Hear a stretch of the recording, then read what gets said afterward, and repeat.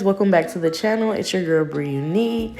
Thank you so much for tuning in today. So today we're going to be getting into a beginner application for acrylic. And so what I'm just doing right now, well, I've already prepped the natural nail, added my tip, shaped my tips and everything. So right now I am just prepping the nail with the dehydrator and going in with my triple X bond from Notpolish. And then you definitely don't want to put acrylic on wet primer. I know some nail techs are like, oh, it works better when it's wet, but it's not, it doesn't feel good for the clients pretty much, because like you get that like burning sensation because you feel it like it's curing and it's wet, so you get like that burning sensation. It's just not a good time. So definitely make sure that your primer is dried before you apply your product. So I am using Cherry Blossom today by Young Nails, and I'm also using Young Nails monomer. I really love Young Nails monomer. It's really good. It reminds me a lot of Mia Secrets primer as well. I'm sorry guys, my girlfriend is on the phone and it's like throwing me off. But yeah, so as you can see, I'm about to pick up my first bead, and so I'm looking at it and you see how it looks like crunchy and it doesn't look 100% smooth. So I knew that that bead was dry. Well, it wasn't 100% dry, but it was drier than what I wanted. So I went in and you see how this one is smooth and it's super shiny, and I even twisted to make sure that the product is not too runny. So when I place it, I pat. I don't drag immediately, but I pat it in place and I pull the acrylic down. I'm not being like real hard pulling it down and everything. I'm literally just pulling it down just a little bit, because you can always go and pat it and make it flatter. So always know that. So you pretty much just want to pat and pull. I don't want to say drag, because when I say drag, like when you drag, it's not a good time, because then you have to keep adding product. So that bead wasn't the consistency I wanted either. And I'm still working on my powder to liquid ratio. So I'm still trying to, get it exactly where I want it to be, so I don't have to, be wasting beads. So once I get that down, I'm definitely going to come back and give you guys a video on that. But yeah, it's just, part of the process. It's a learning experience, so yeah, you just work at your own pace and just keep practicing and you'll definitely figure it out. But yeah, so like I don't really do like a 3-ball method or whatever.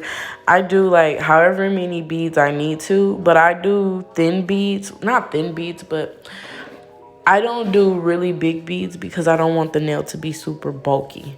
Pretty much, you don't want the nail to be super bulky, because then once you go to file, you're gonna have to file down all that bulk and pretty much reshape your nail, and then that's giving you extra work to do.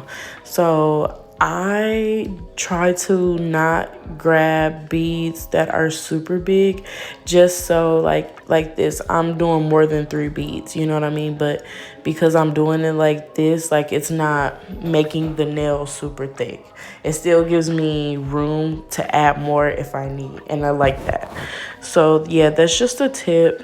And then also when I'm applying at the cuticle, I do apply a little bit other ways, and I push into the cuticle, but not like literally where you're hitting the cuticle with the brush, but I just push it up towards the cuticle and I hold that fingernail down. That way the product doesn't flood the cuticle, and then also too, it just helps blend that tip very well, and it makes it look as if it's coming from under your eponychium. So here I'm just going ahead and just filling, because you can always go ahead and fill in any parts where you feel like it's too thin or you feel like this spot should be filled in a little more. Like I was trying to, you know, make my apex a little bit more blended, because I do like a more natural apex than like a more sculpted apex. So that's why I don't really make my apex too big, but that's just my preference. You can always make it bigger or however you would like. And yeah, so I'm gonna be showing you guys the application on my index finger as well, alongside my other fingers. But I think I'll walk you through this process one more time, and then I'll go ahead and let you guys finish watching the rest of the video. So I'm about to pick up a bigger bead. It's like a medium to large size bead, and I'm gonna apply it. And you see how it's not moving around so much, and I'm able to just pat and pull, pat and pull. This is the type of bead that you want, because you're able to move it around and work with it and get it into that shape exactly how you would like. So definitely before you, like, you know, try to shape up the sides, always just pat and pull first before you go to clean up the side walls. That way you get a smooth nail. I try to get my nails as smooth as possible because I hate filing. It's like it's not the worst, but I really don't too much care for filing all like that. So I try to get my application as smooth as possible, so I don't have a lot of filing to do. So like once I'm done, like okay, filing like 15 minutes, and then we get into the design. So as far as like, this is a bead that's gonna help build my apex. So I pat that side, and then I'm just pulling down to blend in into that first bead that I applied. And I really hope this helps you guys. I'm really awkward sometimes, and like I'll be talking and be thinking something totally different. So I really hope this helps. I hope I'm not confusing anyone. I know the more I make these videos, the easier it'll be to describe everything. And like here, I'm applying close to the cuticle, but not directly to the cuticle, and I'm holding that finger down. And you always want to make sure your product is sidewall to sidewall before you drag, because if it is not, that can cause lifting. If your acrylic is not sidewall to sidewall. So yeah, so that's just another thing to watch out. And you can always go and add more if you need to. See how I'm just pushing it in there, and I'm holding it down so it just flows down naturally. So gravity is always your best friend when using acrylic.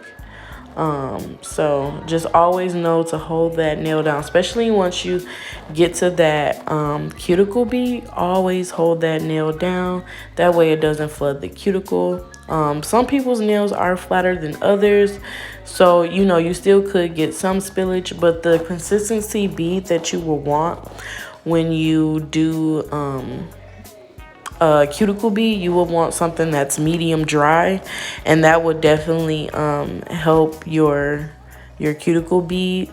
That way you are still able to move it, but it's not flowing everywhere, so it's not flooding the cuticle, it's not flooding over to the sides or anything like that. So yeah guys, so this is pretty much my basic application for beginners. I appreciate you guys so much. I'm just gonna let you guys keep watching how I do it. I'm so sorry that I wasn't able to add the design in the video, but I did want to show you how the nails came out.